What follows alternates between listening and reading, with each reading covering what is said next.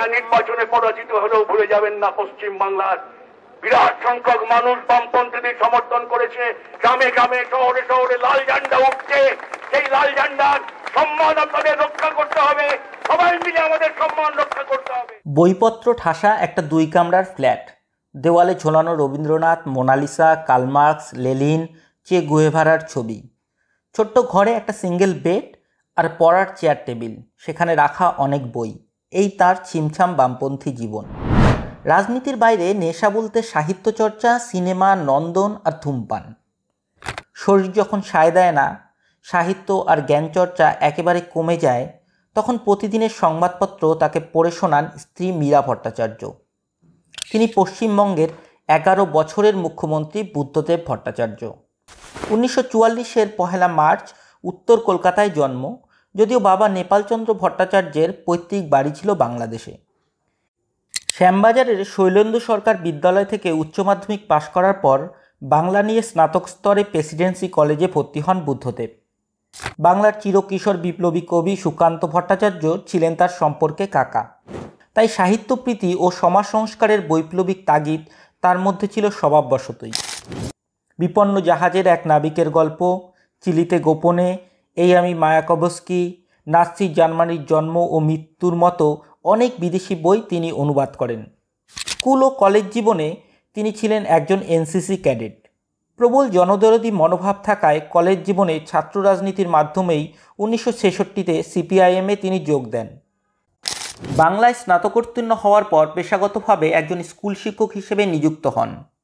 1959 থেকে 1966-র খাদ্য আন্দোলনে সক্রিয় ভূমিকা পালন করেন তরুণ বুদ্ধদেব। শুধু দেশের ভিতরের সমস্যা নিয়েই তিনি সরব ছিলেন না।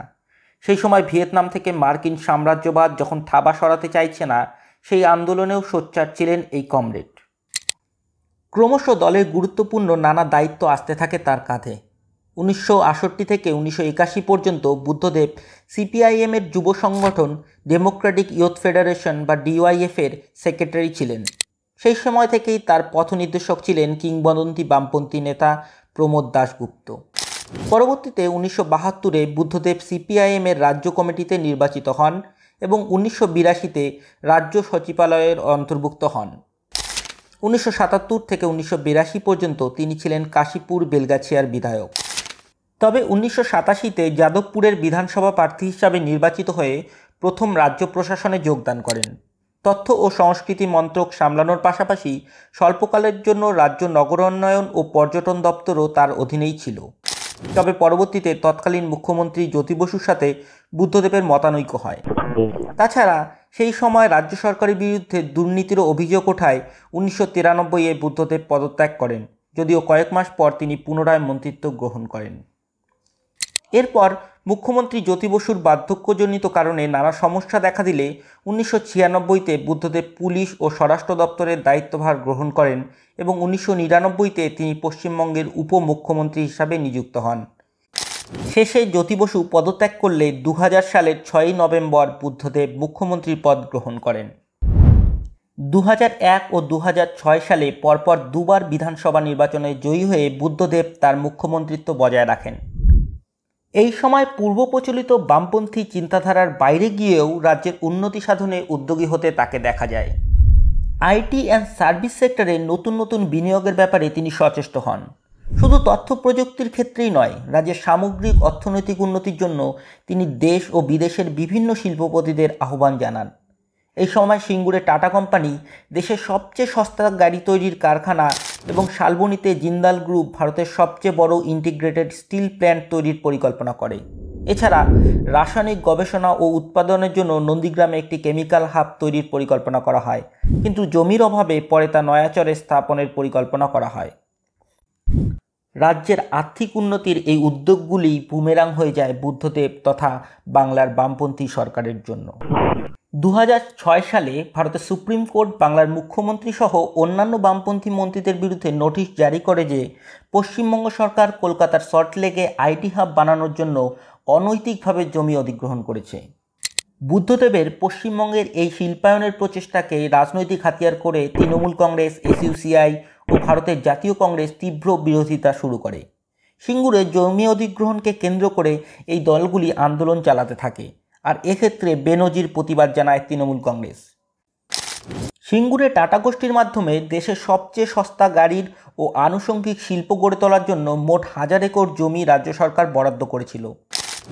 বিনিময়ে জমির দাম বাবদ টাকা ছাড়াও প্রত্যেক জমির মালিকের পরিবারের অন্তত একজনকে নতুন কারখানায় কর্মসংস্থানের ব্যবস্থা সরকার ও টাটা গোষ্ঠী করতে চেয়েছিল। কিন্তু বিরোধী রাজনৈতিক দলগুলির প্রতিবাদের পাশাপাশি স্থানীয় কৃষকরাও আপত্তি জানাতে শুরু করে। আর এই নিয়েই শুরু হয় এক তীব্র আন্দোলন, যাতে নেতৃত্ব দেন তৎকালীন প্রধান বিরোধী রাজনৈতিক দলনেত্রী মমতা বন্দ্যোপাধ্যায়। শিল্প ও বাণিজ্য মন্ত্রীকে আন্দোলনকারীরা কালো পতাকা দেখায়। আন্দোলন ভয়াবহ রূপ গ্রহণ করলে রাজ্য সরকার র্যাব ও পুলিশ দিয়ে তা নিয়ন্ত্রণ করার চেষ্টা চালায়। বিরোধী দলনেত্রী মমতা বন্দ্যোপাধ্যায়কে সিঙ্গুরে যাওয়ার পথে আটকানো হলে কলকাতায় ধর্মতলায় 26 দিনের জন্য তিনি অনশন করেন। পরিস্থিতি উত্তাল হয়ে ওঠায় 2008 সালের 3রা অক্টোবর টাটা মোটরস গাড়ি কারখানার পরিকল্পনা ত্যাগ করে বাংলা ছাড়তে বাধ্য হয়। একইভাবে নেতাই ও নন্দীগ্রামে রাসায়নিক শিল্পের বিরুদ্ধেও তীব্র প্রতিবাদী আন্দোলন সংগঠিত হয়। নন্দীগ্রামে বিক্ষোভকারীদের বিরুদ্ধে পুলিশি পদক্ষেপের জন্য বুদ্ধদেব ভট্টাচার্যের সরকার তীব্র সমালোচনার মুখে পড়ে। তার পরামর্শদাতা ও রাজ্যের প্রাক্তন মুখ্যমন্ত্রী জ্যোতি বসুও এর তীব্র নিন্দা করেন। সেই সময় বিরোধী দলগুলি ছাড়াও বামপন্থী জোটের অন্তর্গত ভারতের কমিউনিস্ট পার্টি, ভারতের বিপ্লবী সমাজতান্ত্রিক দল এবং ফরওয়ার্ড ব্লকও মন্ত্রিত্ব থেকে সরে যাওয়ার হুমকি দেয়। বুদ্ধদেব ভট্টাচার্য নিজেও গুলি চালানোর জন্য দুঃখ প্রকাশ করেন। তবে তিনি এও বলেন যে পরিস্থিতি নিয়ন্ত্রণে আনতে এছাড়া অন্য কোনো উপায় তখন ছিল না। নন্দীগ্রামে তখন আইন শৃঙ্খলার এত অবনতি হয় যে কয়েক মাসের জন্য শত শত গ্রামবাসী গ্রামের বাইরে একটি রাষ্ট্রীয় ত্রাণ শিবিরে আশ্রয় গ্রহণ করেন। পুলিশ ও প্রশাসনকে এলাকায় প্রবেশ করতে না দেওয়ার জন্য রাস্তা খুঁড়ে পথ অবরোধ করা হয়। এই সময় দল যদিও সম্পূর্ণভাবে বুদ্ধদেবের পাশেই ছিল, কিন্তু এই আন্দোলনগুলির নেতিবাচক ফল শুরু হয় 2009-এর লোকসভা নির্বাচনেই। এরপর 2011-র বিধানসভা নির্বাচন। 16,684টি ভোটে তৃণমূল কংগ্রেসের মনীশ গুপ্তর কাছে বুদ্ধদেব হেরে যান। এই মনীশ গুপ্ত কিন্তু একসময় রাজ্যের বামপন্থী সরকারেরই মুখ্য সচিব ছিলেন। সে বছর সিপিআইএম 294টি বিধানসভা আসনের মধ্যে মাত্র 62টি আসন লাভ করে। 2011 সালের 13ই মে বুদ্ধদেব মুখ্যমন্ত্রীর পদ ত্যাগ করেন। 2012 সালেও দলের পলিট ব্যুরো এবং কেন্দ্রীয় কমিটিতে সদস্য হিসাবে বুদ্ধদেব ভট্টাচার্যকে বহাল রাখা হয়েছিল। 2015 সালে বিশাখাপত্তনমে আয়োজিত দলীয় কংগ্রেসে তিনি এই সকল পদ ত্যাগ করেন। এরপর রাজ্য কমিটি এবং রাজ্য সচিবালয়ের সদস্য থাকার জন্য তাকে রাজি করানো হয়েছিল। তবে 2018 সালে ক্রমাগত অসুস্থতার জন্য তিনি সেই পদও ত্যাগ করেন। 2019-এ কলকাতার ব্রিগেড প্যারেড গ্রাউন্ডে একটি মেগা র্যালিতে যোগ দেওয়ার জন্য তাকে আহ্বান জানানো হয়, কিন্তু শ্বাসকষ্টের কারণে তিনি মঞ্চে উপস্থিত হতে পারেননি, গাড়িতেই বসেছিলেন। 2022-এর জানুয়ারিতে কেন্দ্র সরকার বুদ্ধদেবকে ভারতের 3য় সর্বোচ্চ বেসামরিক পুরস্কার পদ্মভূষণ প্রদান করলে তিনি তা প্রত্যাখ্যান করেন এবং বলেন যে তাকে এই বিষয়ে বিশেষ কিছুই জানানো হয়নি। সাদামাটাভাবে গোটা জীবন কাটিয়ে এসে শেষ দিনগুলিও বালিগঞ্জের 2 কামরার ছোট্ট ফ্ল্যাটে অনাড়ম্বরেই কাটালেন পশ্চিমবঙ্গের 7ম মুখ্যমন্ত্রী বুদ্ধদেব ভট্টাচার্য।